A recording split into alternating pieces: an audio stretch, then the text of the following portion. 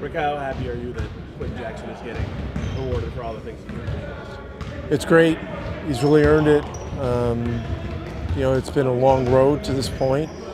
But I heard this recently, and I said this to him today. I said the top of one mountain is the bottom of the next, and he's got to keep that in mind. I mean, this is really just a beginning. He's a young guy. He's got a young career, and he's got to keep the edge. He's got to keep working. I seem very happy for him on social media. He seems to be an energy giver to his teammates. How much is that valuable of the many things he already provides? How valuable is that aspect? He's a culture enhancer, and that's really the starting point with him. And then, the game is something that has really helped us. I mean, he's versatile. He can play two guard positions. He defends. He can run a team. He can play off the ball. So a lot of good stuff. And our fans love him when he comes in the game. I mean, he just energizes things. You mentioned back things in the fourth quarter for Drew and Jairus. In the last game, how did they come out of that? Were they able to practice today? Jairus, I think, is going to be okay. Drew's unlikely he's going to play tomorrow. Michael Potter, just as he's gradually gotten used to your system and teammates, how has he really flourished maybe over the last few weeks? He's done real well, really. Micah has done well, really, from the beginning, ever since he's been here.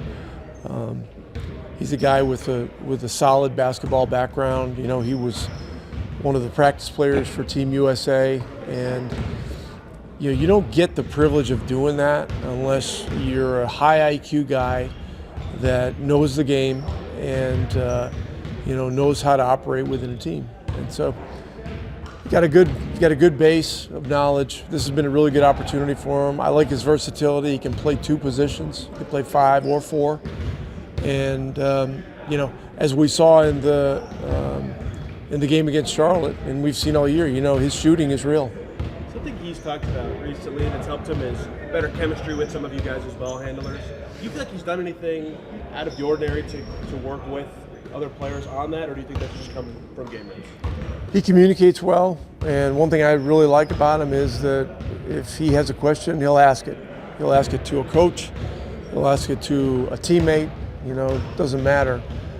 He likes to make sure he understands his exact job, and he's done well. He's done well with all that stuff. What are some of the brighter spots you remember from Jalen Slosson's preseason and training camp time with you guys? Yeah, I think he's an NBA player that is just has to have timing on his side.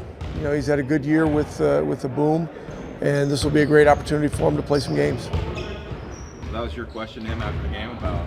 We did talk about it after Thursday's game. Yeah. Yes, we did.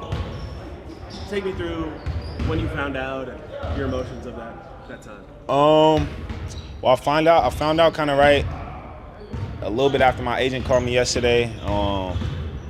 But again, it wasn't like anything official or nothing like that. But I think when it became official was when I came to little Pascal's little fundraiser. The team surprised me there, caught me all the way off guard. But yeah, it's just a blessing, Doug. I saw Pascal put that in a story. What was that moment like to see everybody there and celebrating you for? It was crazy. I don't really like surprises like that, and I didn't even really see it coming, honestly. But just walking in there, I couldn't even see everybody at first because it was so dim and dark. And then I started looking around, seeing everybody looking at me, but it ain't the same energy like it normally is. It wasn't regular. I could tell something was up. But I just appreciate them for even going out their way to do that. Rick just shared a conversation he had with you about the mountain and getting to the top, and then you're back at the bottom. Can you share a little bit about kind of his message to you and how you're taking that to heart? Well, yeah, that was the message. The top of one mountain is the bottom of another. This kind of goes to the same thing I was saying last night on my Instagram. We excited to be here, but never satisfied. It's always work to do. I'm excited, but I kind of feel the same. Like I don't feel like nothing's changed. Obviously, the contract made it what it was, but I'm still continue to be me. Can you still, though, allow yourself for just a brief moment to savor it a little bit? Yeah, we'll savor it for sure. We'll celebrate success, but at the same time, you can't get complacent. I think most of the time people get too caught up in celebrating too much. Like, yeah, it's a dream come true. but at the same time, I still got a job to do. So, you know, we'll celebrate a little bit, but got to get back to work. What are kind of the, I guess, are there moments you look back on and think about and be like, wow, you know, considering how far you had to come to get here? Man, everything, honestly. Not to cut you off, but everything. Sure, yeah. I couldn't just, you know, put one certain moment above another. I just think everything that I've been through, it's kind of just paved my way to get to here right now, you know. It's a long journey. You know, I'm just glad I never gave up. I'm glad I, you know, always had the utmost faith in myself. I'm glad, you know, I got God on my side. I'm glad that everything aligned the way it was supposed to align, good or bad, to get me here. And now, you know, we just take that next step from here. I think something you posted last night is there were too many people to get back to even. Why was it important to you to get back to literally everybody? Congrats. Because I know a lot of people in a real way. You know, sometimes you come through life and you pass by people and, oh yeah, I know of him, I know this, but like I know a lot of people in a real way, in a real genuine way. So, you know, I just wanted to reach out to as many people as I could and tell them thank you just for supporting me. I feel like everybody that I've kind of ran into had some type of impact on me and helping me get here, and even just the support, you know, it's always love. So, you know, I try to do my best to support everybody else. So I guess when it's my turn, I just kind of try to show love back. You gonna buy anything fun with your first new check? Oh, no, I'm still broke, man. Still broke. I'm gonna be broke for a while, man. Y'all don't know. Don't ask Q for nothing. I'm broke. At the same time, the timing of this to go back to LA for a week has to be pretty cool for you. Yeah, nah, facts. I get to go back to LA, see moms, hang out with her a little bit. So I might buy her something before I buy myself something. You know, I feel like that's a little bit overdue. But yeah, nah, going back to the home, that'd be cool. This is your first week playing home games as a Pacer. How would you evaluate kind of the surroundings, playing at Cambridge Fieldhouse and the fans? Yeah, no, it's great. It's great. The fans are great, man. You can definitely tell their dedication with you know, obviously the record we have, and they're still showing up, still loud, and pretty much staying to the end. So that's really cool to see. It's a great environment, great fan base here. A couple weeks of games with the Pacers. How has the progression been for you in understanding the system and understanding your teammates? Definitely, it's been a grind. Like, you know, every day I feel like I'm getting, you know, more comfortable every day.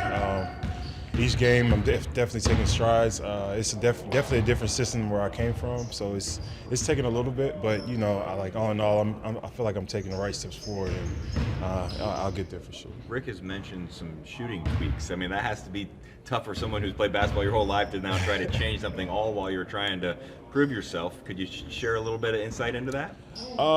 Yeah, he's big on like he says, the ground is your friend. He says I should shoot more rhythm than, you know, being more worried about getting off the ground. So just rhythm shooting, basically. And you happy with some of the results? Yeah, for sure. Yeah, it's working. How's it felt or changed anything for you mentally, playing every game and knowing the minutes are coming for you every single time? How's it felt? Yeah. It feels great. Definitely big difference from where, you know, I was just at. But you know, it's a blessing. All in all, you know, I'm happy to be here, happy to be playing. You know, just happy to be, you know, with the team that's so close-knit as this, and just getting to learn a new system. What do you feel like is just your biggest area of growth in a couple of weeks? Biggest area of growth? I would say just, you know, getting more and more comfortable with what's going on here, the system, the way of doing everything, the new terminology. It's all brand new to me. Well, not all, but most of it's brand new to me. So, you know, just getting all that down and making those correct steps, taking those right steps, and just, you know, moving forward with the team for sure. Not sure we'll have time to talk before Wednesday, but going back to LA this week and playing the Clippers, what's your anticipation for that? Nothing crazy. I mean, like, those are still all good friends of mine, staff, players, front office. You know, it's my first stop in my career, so they'll always be close to me. But you know, just gonna be cool to see him again.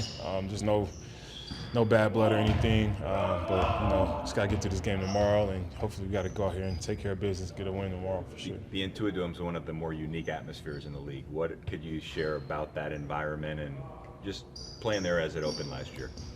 Yeah, it's definitely a different environment. A lot of technology, a lot of technology behind the scenes. A lot more than, you know, people may know. But like it's really cool. The wall's cool. They show up every night. You know, it's a great environment. It'll be cool. mentioned how close-knit this team is to you. What's it like joining that mid-season? I mean, you have to see what the vibe is, see how you fit in, but they're all so close. Did you feel like it was intimidating at all in any way, or was it easy for you to kind of join right in immediately? No, I wouldn't say it was intimidating. You know, all the guys, like you said, they're close, but they're also like great people, genuine people, all genuine vibes. They made it easy to, for me and Zoo to get here and just, fit right in. They accepted us, and now we're just trying to build our chemistry, build our connectedness, and join the group and get to the same level of closeness that they already are. So.